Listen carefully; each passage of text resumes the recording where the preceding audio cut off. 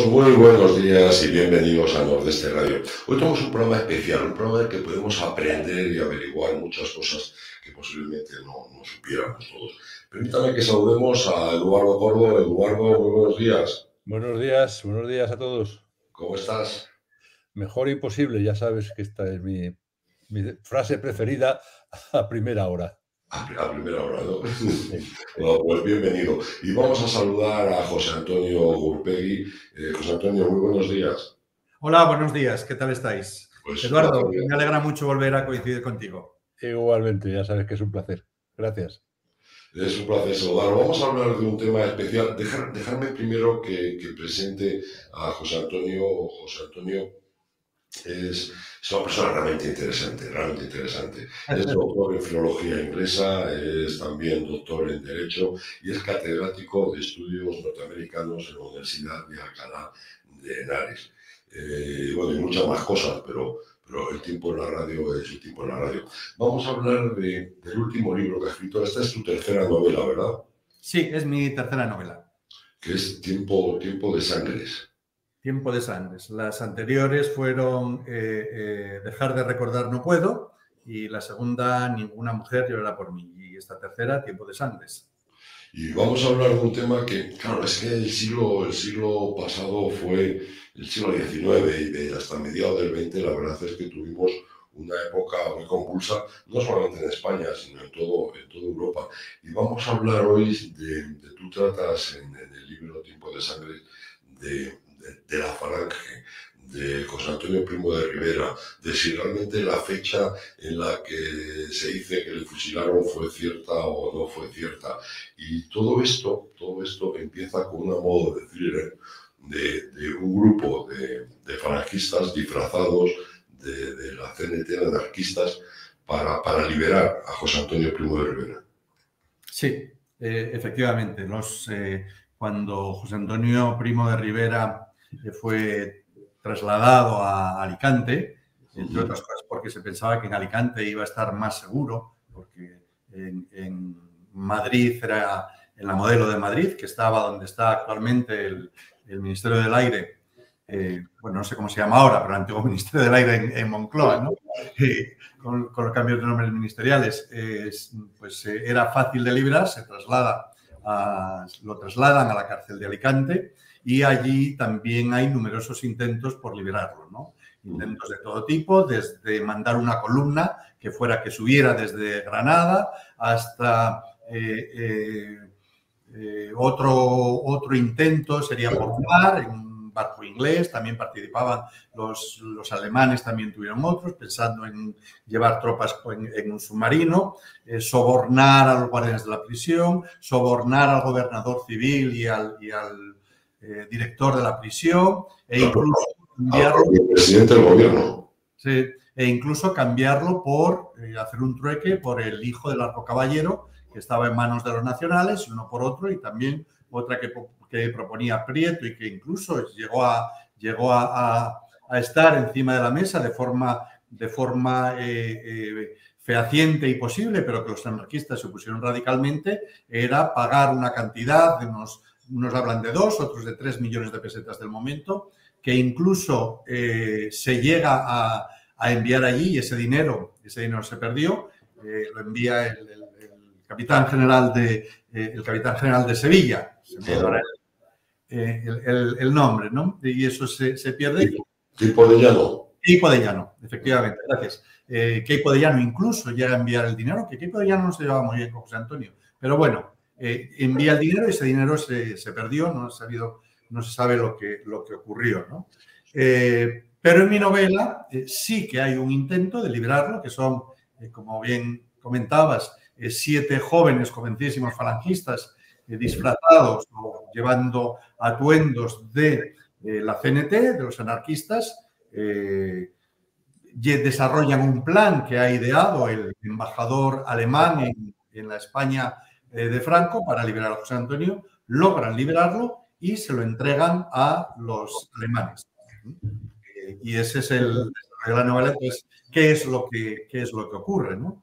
Porque la novela no cambia la historia De hecho, claro, porque recordemos que es una novela histórica, pero muy histórica. O sea, hay muy pocas cosas que estén noveladas.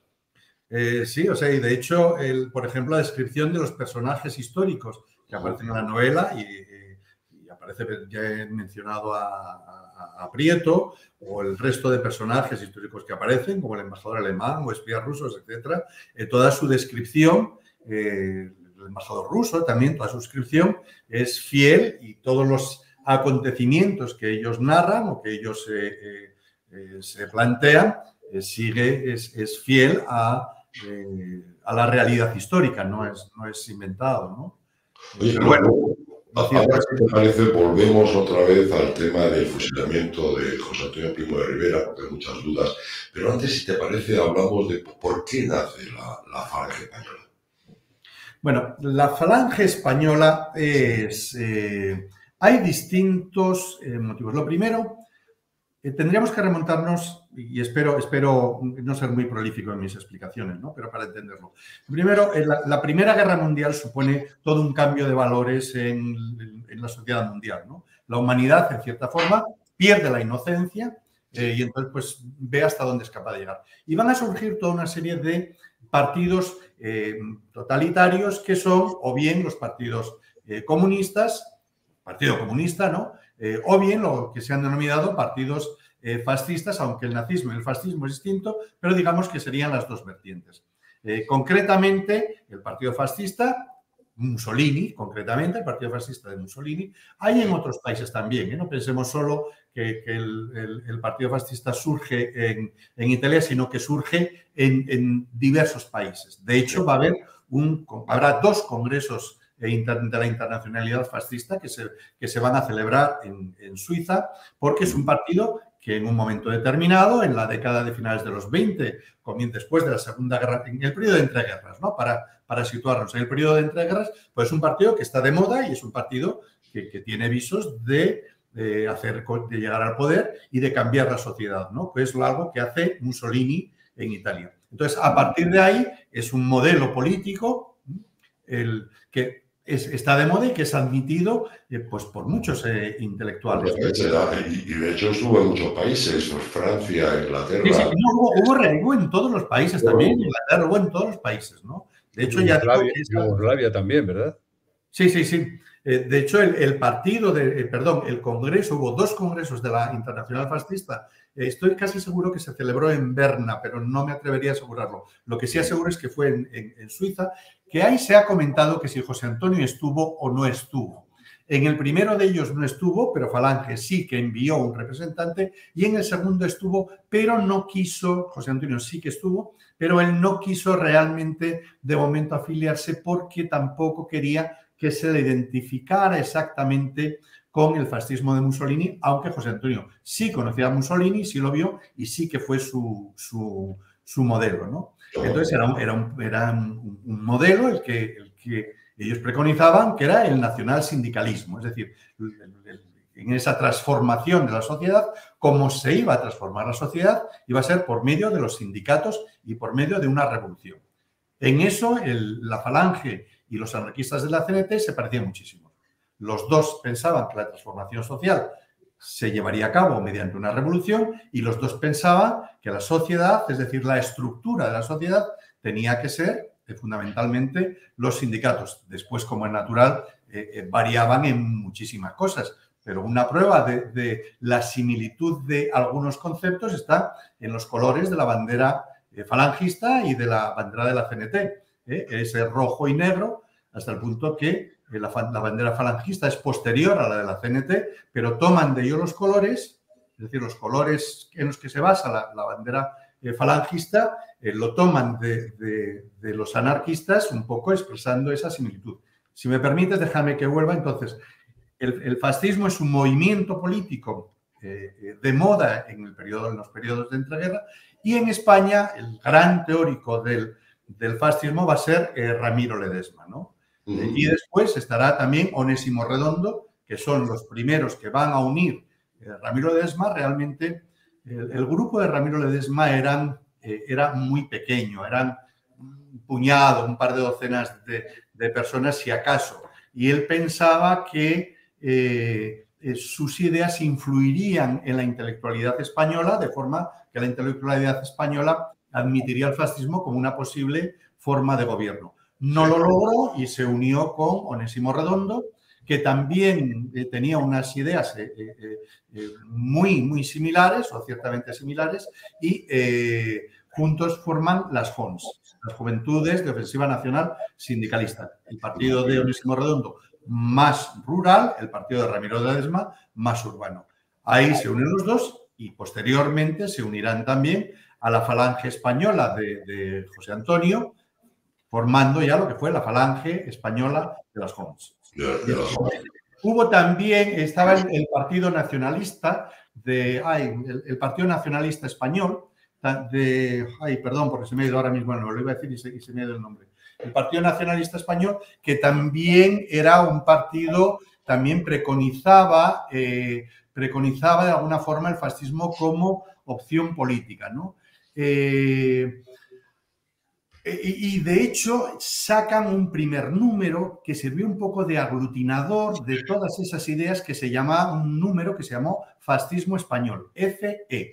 Una revista que solo llegaron a sacar un número. Ahí escribía José Antonio, escribe Ramiro Ledesma, escriben los más importantes, pero el número fue secuestrado, ¿no? Pero hay esa publicación, Fascismo Español, de la que solo se publica un número, en cierta forma fue el aglutinador de los principales personajes que facilitarían, por una parte, el fascismo y por otra lo que llegaría a ser la Falange Española.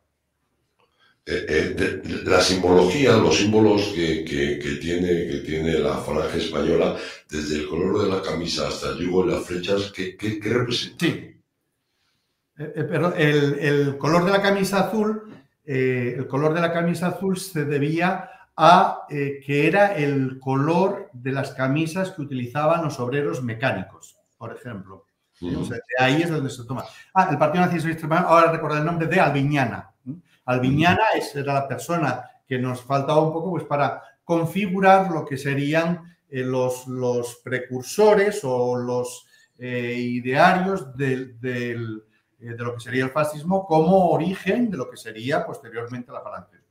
Hay que pensar que la palabra fascismo en esos momentos no tenía o no quisiera o no era entendida como entendemos actualmente la palabra fascismo, ¿de acuerdo? Tenía otras connotaciones que no tenían las connotaciones actuales, porque todavía no había surgido la Segunda Guerra Mundial y se vio los horrores que publicaba el nazismo en su unión con el fascismo, ¿no? Sí, bueno.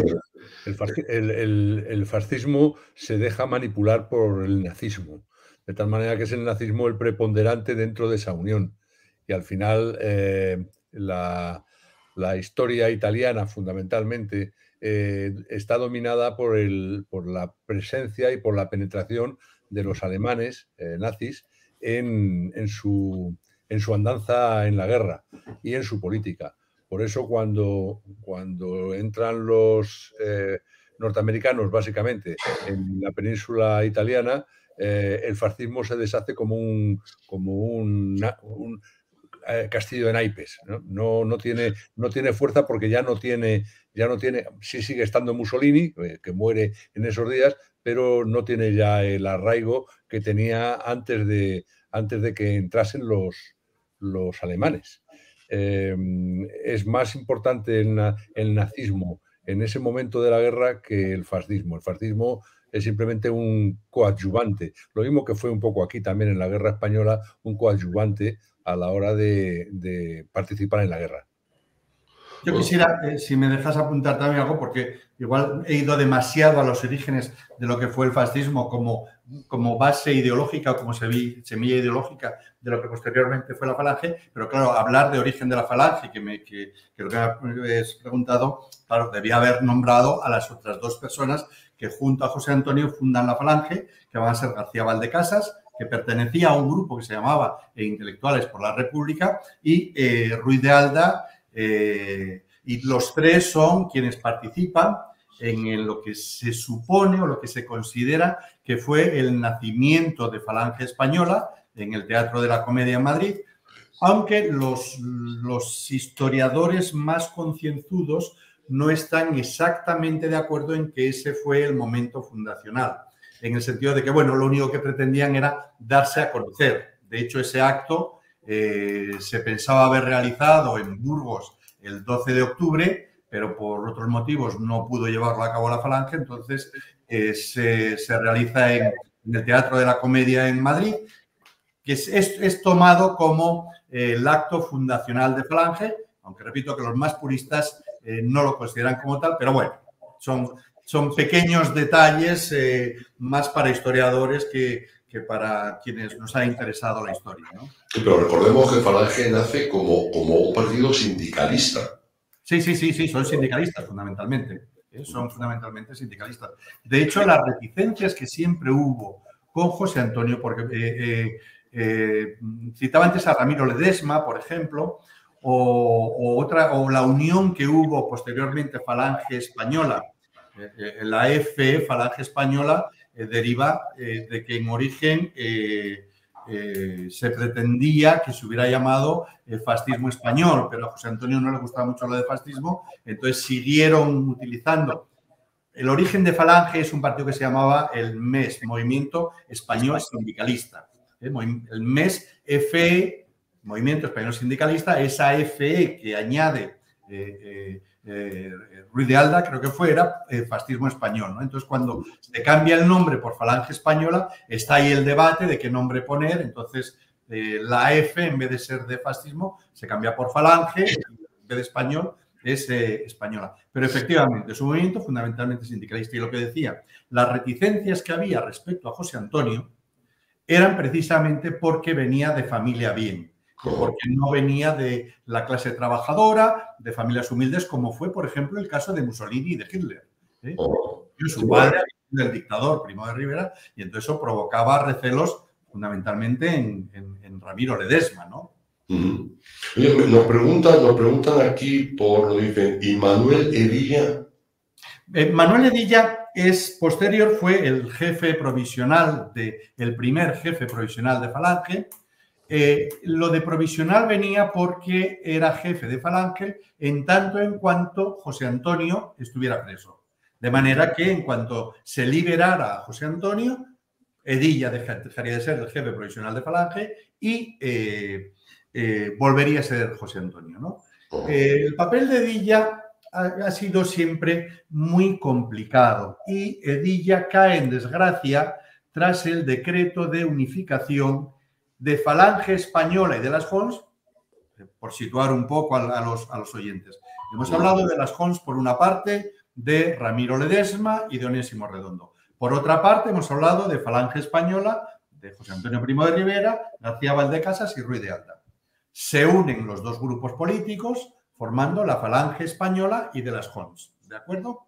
Ahí después Ramiro Ledesma querrá en un momento determinado marcharse, que va a ser la primera secesión que hubo dentro de Falange. José Antonio, que era muy listo, antes de que se marchara y se llevara con él a Onésimo Redondo, es decir, se llevara con él a todo lo que eran las Jons, expulsa a Ramiro Ledesma, ¿no? Vale, comienza la guerra civil y Franco necesita un aparato civil sobre el que basar el nuevo Estado que pretende llevar a cabo.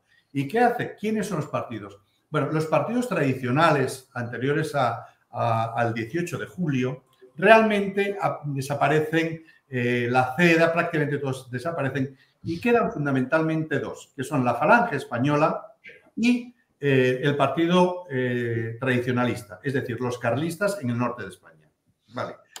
Franco únicamente reconoce a esos dos y dice, bueno, yo no voy a crear no tengo ninguna intención de crear un movimiento democrático al uso, sino que mi idea de lo que debe ser el Estado es distinta, con sus luces y con sus sombras, y entonces lo que hace es unificar a los dos.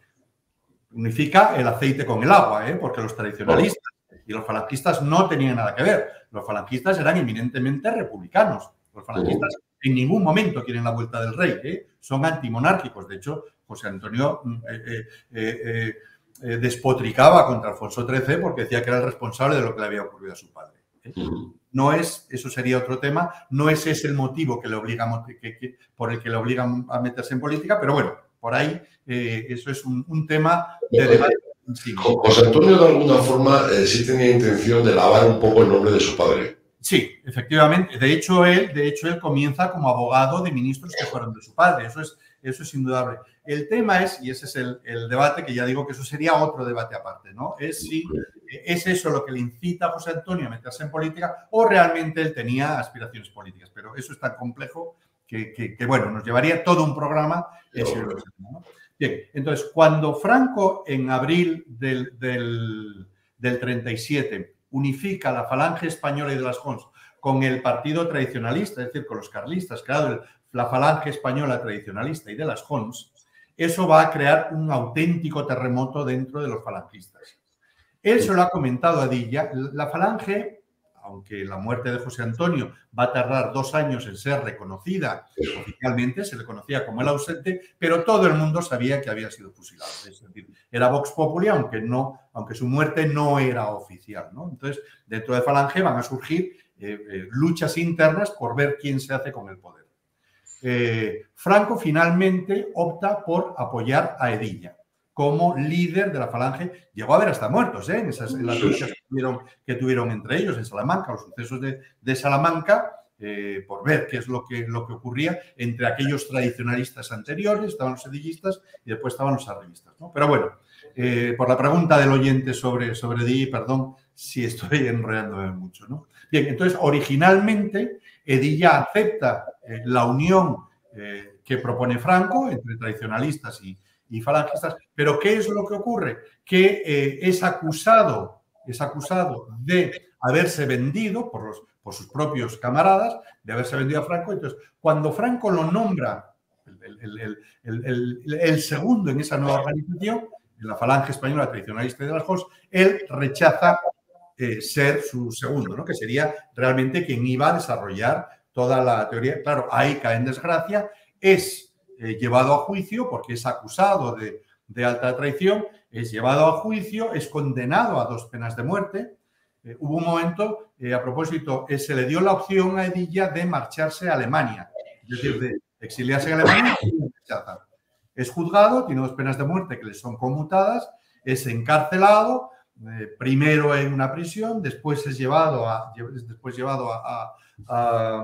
Mallorca.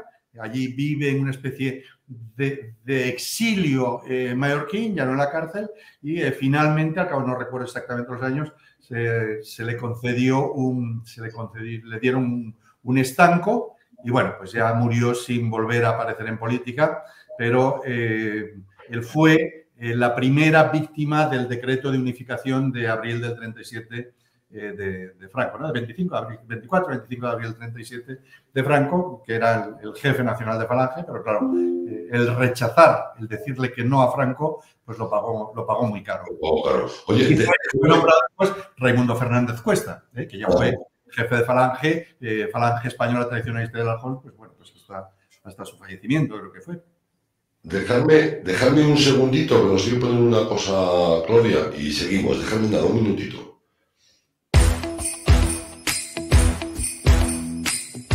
En Alimentos de Segovia también hemos crecido mucho.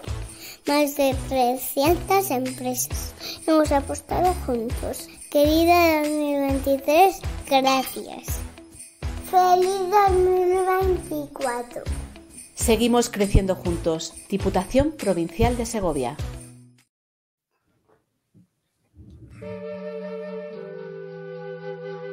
En la residencia Rovira Tarazona de Riaza, todo está pensado para atender a nuestros mayores. Estancias cómodas, atención cariñosa y personalizada, jardines y espacios verdes, comida casera hecha en nuestras cocinas y adecuada a cada uno de los residentes. La residencia Rovira Tarazona de Riaza es un hogar para nuestros mayores. Infórmate en el 921 55 0389 o en el 636 58 04 24 o solicita una visita en nuestro correo electrónico info@residenciariaza.org.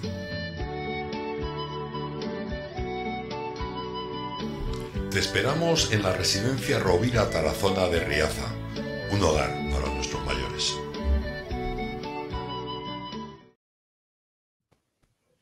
Bueno, y seguimos. Mira, nos hacen otra pregunta que vamos a tener que desarrollar bastante. Nos preguntan, ¿Franco pudo salvar la vida de José Antonio? No lo hizo.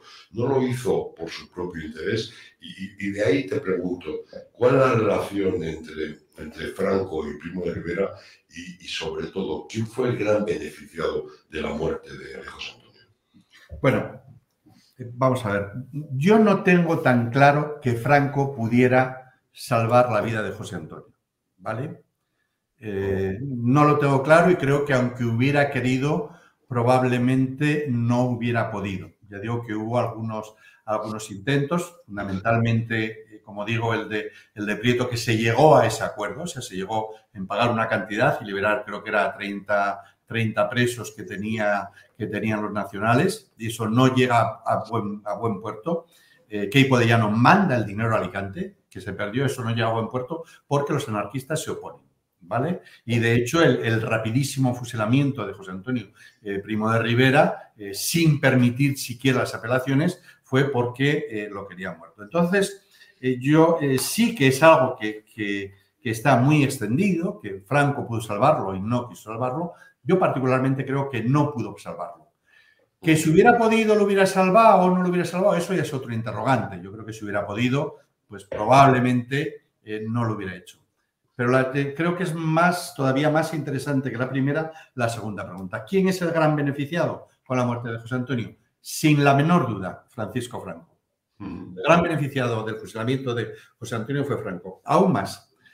Hay por ahí leí entre líneas, además no lo desarrollaba, pero a mí sí que me hizo pensar mucho, una teoría que entre los argumentos que esgrimía Prieto para liberar a José Antonio, uno de ellos era: liberémoslo porque eso va a crear un conflicto de intereses en el bando nacional.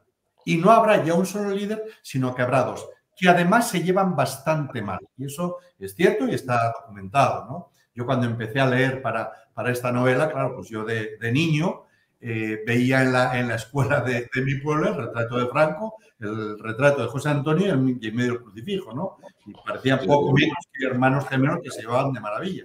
Cuando hace 5 o 6 años comencé a leer, yo no soy falangista, ni he sido falangista, ni tengo nada que ver con Falange, ¿no? Pero cuando comencé a informarme para la novela, pues vi que no tenía nada que ver. De hecho, José Antonio y Franco se vieron en 2 ocasiones.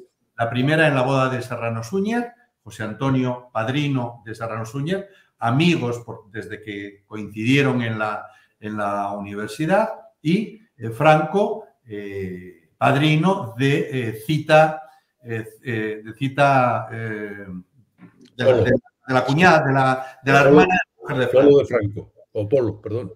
Sí. Entonces se encuentran en la boda de Serrano Súñer con Cita. Ahí hablan, pero no ya hablar de mucho. Acuerdan que se van a ver en Madrid. Reunión que sí se lleva a cabo en la calle Ayala.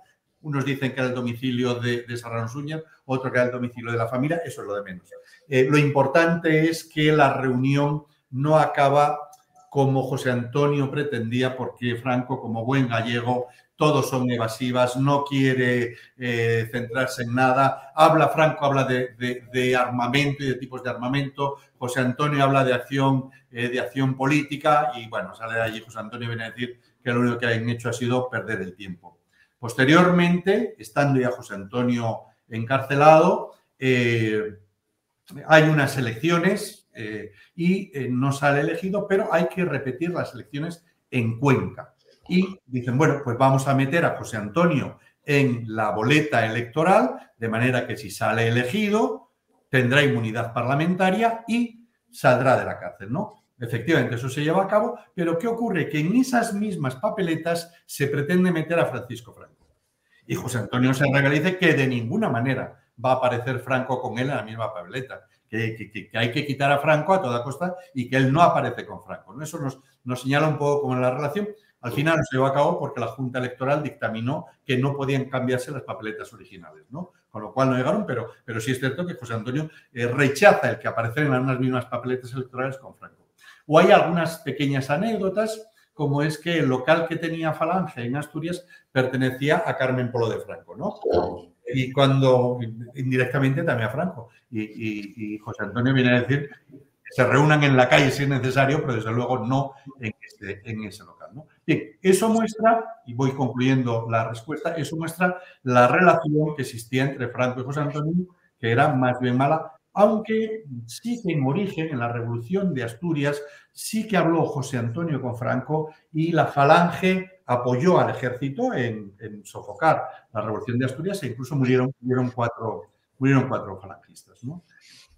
Pero retomando, entonces, si José Antonio era liberado, era la teoría de Prieto, iba a haber dos jefes porque lo que estaba muy claro es que las banderas falangistas, y en esos momentos Falange disponía de unos 10.000 afiliados falangistas luchando en primera línea con fusiles, pegando tiros, y ellos desde luego que hubieran seguido sin ninguna duda a José Antonio antes que a sus mandos militares o cualquier otro. Entonces hubiera creado un verdadero problema para Franco, porque desde luego no hubiera el decreto de unificación al que antes he aludido, no se hubiera llevado a cabo ni muchísimo menos. José Antonio en absoluto hubiera permitido que la Falange se uniera a los tradicionalistas carlistas, ¿no? Entonces, me he extendido, pero la respuesta sería, ¿pudo salvar a José Antonio? Creo que no. ¿Cuál fue el gran beneficiado de la muerte de José Antonio? Francisco Franco. Sin la mentira. Oye, el ambiente que se vivía por aquel entonces en España, un ambiente prebélico de una violencia increíble.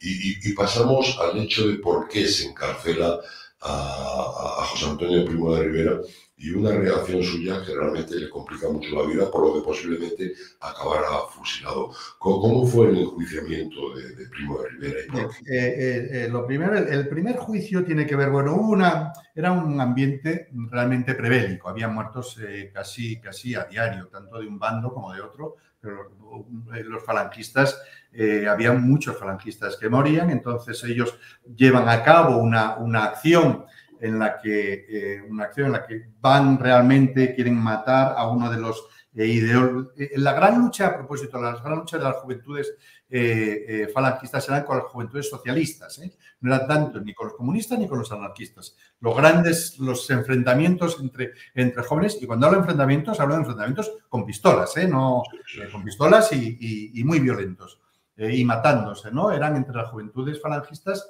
y socialistas. Bueno, hubo intentos de prohibir a la Falange, de declararlo partido ilegal, entonces tras una de las escaramuzas, o no sé si se llama escaramuzas porque realmente hubo muertos, ¿no? Murió una mujer, Juanita, no recuerdo el nombre, una socialista, pues hacen un registro en el domicilio de José Antonio Primo de Rivera y le encuentran 2 pistolas.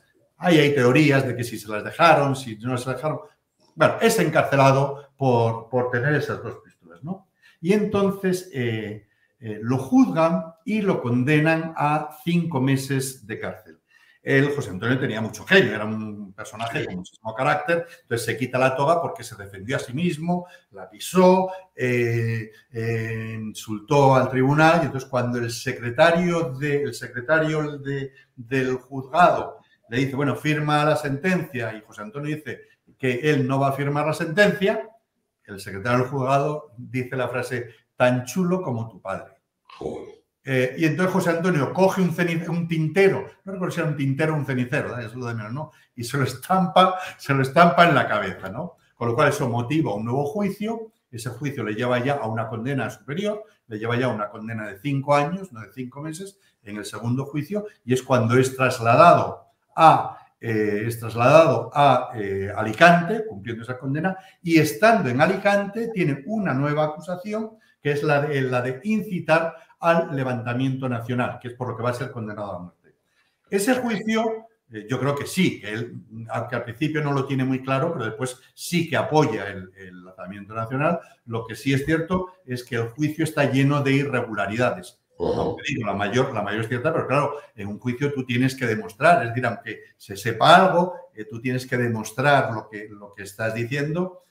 Según, yo no soy abogado, ¿no? Pero según los historiadores que lo han estudiado, el juicio la sentencia estaba ya acordada casi de antemano, Y eso es así como va a llegar a ser fusilado. No, porque de alguna forma, si José Antonio no hubiera estado encarcelado, posiblemente no lo hubieran fusilado. Pues probablemente no, aunque realmente después murieron casi todos los fundadores que hemos dicho antes. Onésimo Redondo muere en Somosierra por un tema que había estado encarcelado y se va y confunde lo que hablábamos antes de los colores, ¿no? Onésimo Redondo tiene la mala suerte que en Somosierra confunde los colores de la Falange con los anarquistas, y entonces él mismo se mete en la boca del lobo con un grupo de anarquistas pensando que eran falangistas, ¿no? Lo cogen y lo fusilan. Ruiz de Alda va a ser fusilado, Ramiro Ledesma va a ser fusilado, o sea que quiero decir que una vez que se inicia la guerra civil, pues igual lo hubieran fusilado. Hay un tema que es muy poco conocido, pero cuando se inicia la guerra civil, aparece en mi novela, todo esto que estoy hablando, a propósito, si alguien quiere conocerlo, de todo esto se habla en la novela y es en Tiempo de Sangre. Es un libro, además, que se lee muy fácil. Está todo novelado y lo que voy a decir ahora también aparece en la novela y es cierto, es a lo que me refería antes, que acciones o actuaciones que hablo de los personajes históricos son todas ciertas. Por ejemplo, José Antonio se ofrece, una vez que se ha iniciado el conflicto, déjenme en libertad, voy a ir a la zona nacional, voy a convencer a los militares sublevados que cesen las hostilidades. Él propone un gobierno en el que entrarán gente de todos los partidos políticos para que un gobierno de transición y coalición en el que va a estar desde gente de derechas, gente sublevadas, gente del Partido Socialista, gente del Partido Comunista, gente de todos los partidos políticos, un gobierno de coalición para que haya paz en España, que se detenga la guerra. Y una vez que haya conseguido esto, yo empeño mi palabra en volver de nuevo a la cárcel para ser juzgado, ¿no? Obviamente los republicanos no lo admitieron, ¿no? Entonces, si hubiera sido fusilado o no, pues en las sacas que hubo a Paracuellos, en el que murieron muchos.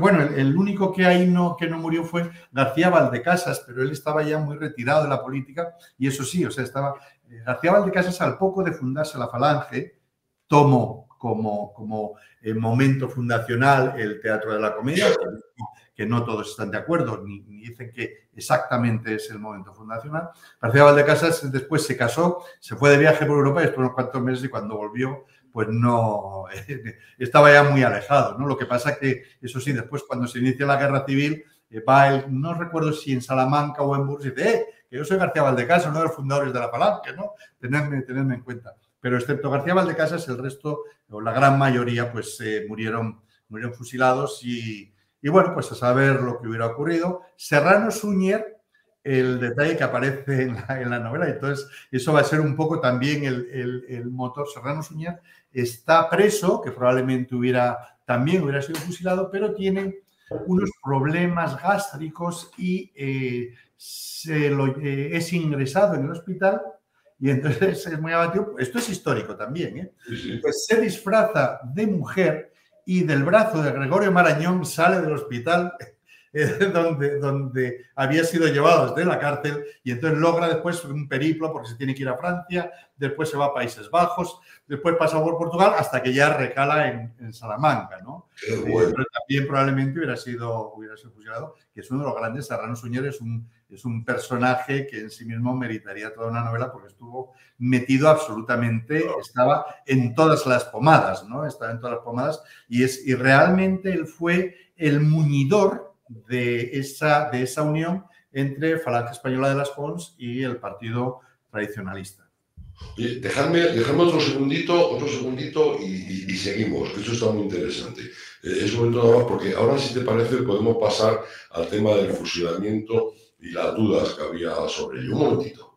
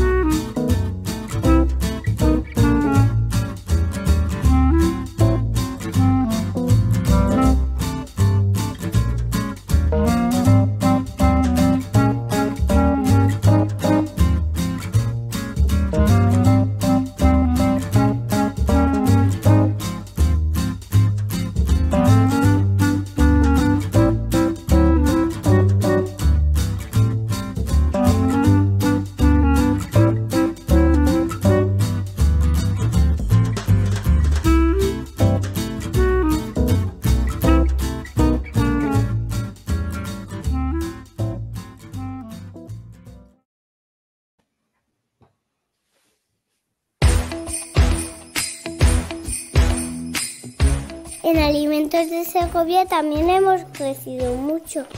Más de 300 empresas. Hemos apostado juntos. Querida 2023, gracias. ¡Feliz 2024! Seguimos creciendo juntos. Diputación Provincial de Segovia.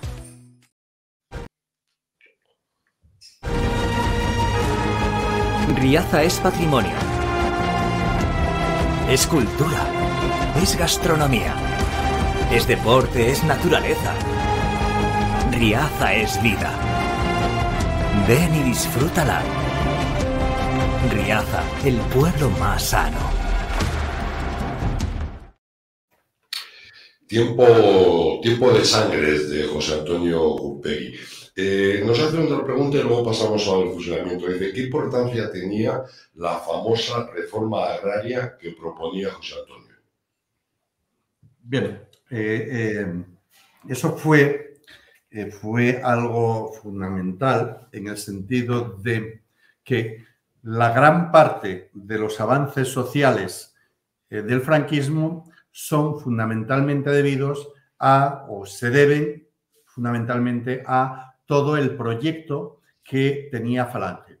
Es decir, Girón, que será el ministro de Franco, va a ser quien desarrolle todos los aspectos sociales que era la gran aportación de Falange. Por eso decía que ahora, claro, decir que la Falange era fascista, y lo era. Es decir, ahora hay intentos, digamos, de decir, bueno, no eran fascistas esto y el otro. No, Falange era un partido fascista porque en ese momento el fascismo no implicaba lo que implica ahora. José Antonio se ponía lo primero, José Antonio decía, los grandes pilares de la sociedad son la familia, el municipio y el sindicato. Y decía José Antonio, los graves problemas que tiene España son tres: los separatistas, la lucha entre partidos y la lucha de clases. Es decir, esos son los tres grandes problemas que debe superar España. Los separatismos, fundamentalmente los catalanes y en menor medida, pero también el País Vasco, pero fundamentalmente los catalanes, las luchas que existen entre los partidos políticos, digamos los separatismos, porque los separatismos iban a disgregar España, iban a dividir España, ¿no? España iba a dejar de ser la nación como se conocía en ese momento.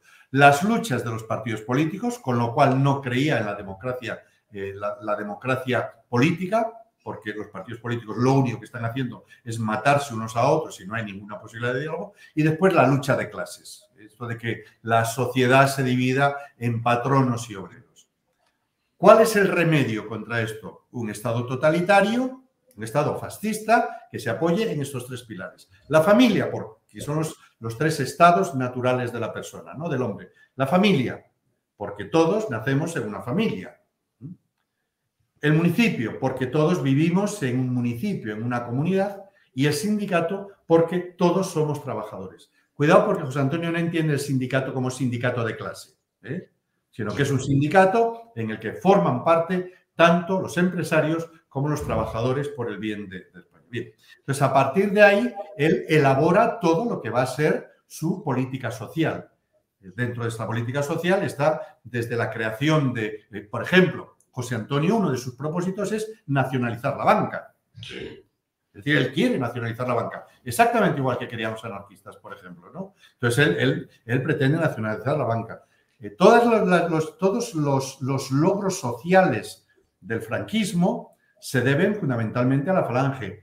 La seguridad social, las vacaciones, la creación, las famosas casas baratas, de la que los adquirieron una de esas casas baratas.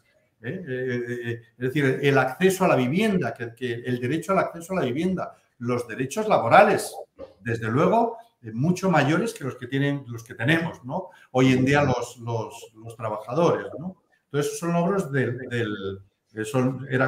no logros, sino que era la Falange quien los llevaba en su programa. Y entre ellos, lo que también llevaba era la reforma agraria. En cualquier caso, quiero apuntar una cosa aquí. Antes, que enlaza, no he querido por no complicar las cosas, que enlaza un poco con tu pregunta anterior sobre los orígenes de la Falange. Sí. No he mencionado que quienes promueven la Falange o el nacimiento de ese nuevo partido van a ser unos industriales vascos que piensan primero y se lo proponen, también aparece en mi novela, una de las primeras personas en la que piensan para crear este partido fascista es precisamente en Indalecio Prieto. Pero Indalecio Prieto dice que de ninguna manera, que sepa que él no está por esa labor. Y después van a buscar a José Antonio precisamente por el artículo que publica José Antonio en Fascismo Español, que cuando secuestran la revista, cuando la prohíben, quien va a salir a dar la cara por la revista, por la publicación, va a ser José Antonio, se hace popular. Y entonces estos empresarios vascos le llaman para financiar su partido, también lo va a financiar Mussolini, también va a ser otro de los que lo financie, porque estos industriales vascos están muy preocupados porque la República se está preocupando especialmente de la reforma agraria y no se está preocupando de la industria. Entonces ellos quieren un partido que defienda sus derechos, ¿no? Porque dicen, bueno, vale, reforma agraria, pero ¿qué está pasando con la industria, no? Bien, entonces eso tiene que ver por ahí. Una vez apuntado esto, y perdón si me extiendo mucho en las preguntas, pero es que las cosas son más complejas de lo que parece a primera vista, ¿no? Sí, es que son cosas muy complejas. El tema de la reforma agraria es uno de los principales condicionantes o de las principales preocupaciones de la Falange, porque recordemos que uno de los fundadores de la Falange fue Onésimo Redondo. Onésimo Redondo realmente venía, o lo que defendía eran los derechos del campo. De hecho, Onésimo Redondo venía de un sindicato de remolacheros de Valladolid. Es decir, el origen de Onésimo Redondo es precisamente el mundo agrario y en concreto de remolacheros de azúcar, ¿no? De propietarios remolacheros de azúcar. Es decir, todo el tema de la reforma agraria es desde los mismísimos orígenes de la Falange, casi diría desde la protofalange, porque es algo que interesaba al partido de Onésimo Redondo antes incluso de unirse con el grupo de Ramiro Ledesma, era el mundo agrario, que era el que querían ellos poner en valor y que tuviera importancia. Reforma agraria que fue de Falange, pero que también pretendía llevar a cabo la República, pero con unas formas y unos métodos que realmente pues, no fueron los más oportunos, o si se prefiere, las consecuencias de todo ello, precisamente de la reforma agraria, con el ataque o con las acciones anticlericales de la República, pues fueron en buena medida lo que motivaron lo primero la desafección de las oligarquías y después la desafección de la Iglesia, ¿no? Pero eso, hay muchas cosas que no se entienden. Por ejemplo, hablaba antes de que la Falange no era en absoluto monárquica, sino que era republicana. Quiero decir, republicana sin partidos políticos, o sea, republicana en contraposición a monárquica, esto quiero decir. Pero también Falange era, sobre todo, Ramiro Ledesma, era anticlericales. Perdón, no, me he expresado mal, no anticlericales, perdón. Borro lo de anticlericales. Ramiro Ledesma entendía que Iglesia y Estado tenían funciones distintas y que debían separarse, que no debían estar unidas, no debían estar en la misma bolsa, sino que la Iglesia tenía su función, el Estado tenía su función, ¿no? que eran distintas. José Antonio no participaba mucho de eso. ¿Cuál es después, posteriormente, el problema? Por ejemplo, las famosas universidades laborales, estoy seguro que muchos de los revidentes habrán estudiado en universidades laborales, y ese fue un, entre comillas, invento o una disposición de la Falange, porque Falange quería formar obreros especializados, ¿no? Cuando el Opus Dei crea la primera universidad privada, la Falange se opone radicalmente, dice que no puede haber universidades privadas, que las universidades deben ser públicas, y ahí va a comenzar el enfrentamiento entre Falange y el Opus, que finalmente perdería Falange, y ahí, bueno, es muy interesante, no estamos hablando de otras cosas, pero es muy interesante la actitud de Franco, ¿no? O sea, ahí estamos hablando de los años 50, de los años 60, pero Falange se opone a la creación de universidades privadas, concretamente las del Opus Dei. Fíjate, nos dice Nieves, qué lástima que la Falange siempre se una a la idea de que es franquista. Y eso es un pensamiento común. Sí, tiene toda la razón porque la Falange no es franquista. Es decir, lo primero, la Falange fue José Antonio. O sea, ahora visto desde la perspectiva histórica, la Falange fue José Antonio. Cuando muere José Antonio, muere la Falange. ¿Por qué? Porque Franco, José Antonio muere en noviembre, la Falange se crea en abril, en la Falange española tradicionalista de Alfons se crea en abril del año siguiente, es decir, son unos meses y ya eso no tiene, hombre, no voy a decir no tiene nada que ver con la Falange, pero tiene muy poco que ver con la idea de Falange que tenía José Antonio. Hasta el punto que los falangistas tradicionalistas o los falangistas auténticos hablan de que lo que ocurre después no se llama Falange, sino que se llama Franco-Falange. Y la Franco-Falange no es lo mismo que la Falange, son cosas distintas. Aunque sí, la Franco-Falange va a adoptar, o las medidas que toma la Franco-Falange, sí que medidas sociales, va a tomarlas muchas de la Falange, pero son cosas distintas. Tienen, por ejemplo, Franco, los dos grandes pilares del franquismo, sobre todo en sus primeras épocas, van a ser los militares y la Iglesia. Los militares sí son muy importantes para los falangistas, pero no así la Iglesia. Entonces, son cosas distintas. Y sí, para la Falange, hablo para la Falange, es una pena que Falange se asocie directamente con Franco. Yo hasta, como digo, hasta hace unos años, para mí Franco y Falange, o Franco, Falange, José Antonio, estábamos hablando siempre de lo mismo, ¿no? Son cosas, la Franco-Falange y la Falange de José Antonio son cosas distintas, tienen puntos en común. Tenemos que ir terminando y vamos a llegar al final, vamos a llegar al fusilamiento de José Antonio Primo de Rivera, que oficialmente se produce el día 20 de noviembre de 1936, pero eso despierta muchísimas dudas. Hay mucha gente que no se lo creía. Bueno, eso tiene que ver precisamente con mi novela, ¿no? Ese es el motor de la novela. El motor de la novela en el sentido de que efectivamente cuando José Antonio Primo de Rivera es fusilado, hay mucha gente que no se lo cree. En realidad es que no tenía mucho sentido el fusilarlo. No tenía sentido porque era alguien, en primer lugar, que podía plantarle cara a Franco. No tenía sentido porque era una moneda de cambio que la República hubiera podido utilizarla en cualquier momento. Y entonces hay la hermana Pilar Primo de Rivera le escribe a Franco y le dice, oiga, es verdad que han fusilado a mi hermano, porque no me lo creo, no parece lógico, ¿no? Hay también una novia que José Antonio era mujeriego, ¿no? Tenía sus aventuras, era muy guapo, además era un galán y todo esto, y tuvo muchas aventuras amorosas. Entonces había una tal Carmen que se autoproclamó su novia en el momento del fusilamiento, que también escribe a Franco diciéndole, bueno, además de admirar su admiración y su adhesión, etcétera, etcétera, le dice, ¿es verdad que lo han fusilado o no?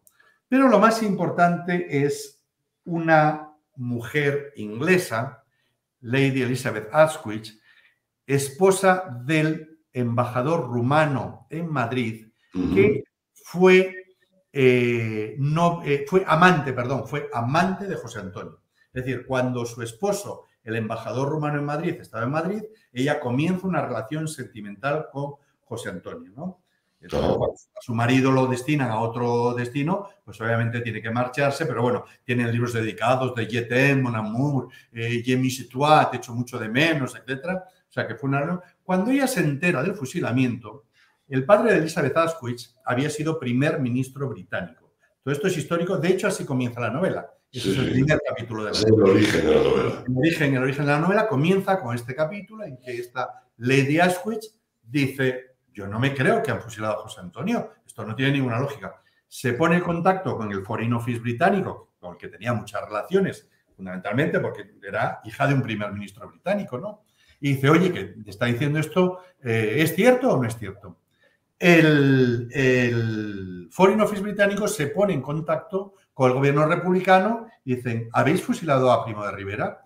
Y el gobierno republicano dice, sí, pero no tenemos ninguna prueba que podamos enviaros. como un certificado de fallecimiento, que se va a escribir en el 40, hasta 1940 no existe un certificado de la muerte de Primo de Rivera, ¿no? Y entonces dice el Foreign Office británico, muy bien, lo que vamos a hacer es, vamos a enviar un funcionario de la embajada británica a Alicante, desenterráis, exhumáis el cadáver y que él lo certifique. Y efectivamente eso se hace. Un funcionario, y esto es histórico y así comienza mi novela, ¿no? Un funcionario de la embajada británica se traslada hasta Alicante. El juez enjuto, que fue uno de los que participó en el juicio, aunque él enjuto no quería fusilar a José Antonio, enjuto era un poco la voz de Prieto en aquel juicio, pero bueno, exhuman el cadáver de José Antonio, que ahora en lo que ocurrió, hablaban de la cuarta exhumación de José Antonio ahora del Valle de los Caídos. No, era la quinta. La primera fue esta. La primera fue precisamente esta, cuando va este funcionario de la embajada británica a Alicante, al cementerio, le exhuman el cadáver, él le hace 2 fotografías a ese cadáver, vuelven a entrar donde estaba, en esa fosa común, después volverán a exhumarlo para llevarlo para meterlo en un nicho, después lo llevarán a Madrid, después va al Escorial y después va al Valle de los Caídos y ahora va junto con su familia, ¿no? Y ha sido un poco el periplo. Entonces, y él regresa a Madrid, escribe la nota al Foreign Office diciéndole, efectivamente, José Antonio ha sido fusilado y aquí están las fotografías. Fotografías que han desaparecido. Imagínate el valor que tendrían esas fotografías. Pero claro, eso ocurre ya en diciembre. Eso va a ocurrir en diciembre. No ocurre en noviembre. Entonces, ahí está mi novela, ¿no? ¿Qué ocurre entre ese 20 de noviembre en que, porque el segundo capítulo de la novela es que esos 7 jóvenes falangistas liberan a José Antonio y se lo entregan a un almirante alemán que está esperando con su barco, el Admiral Speed.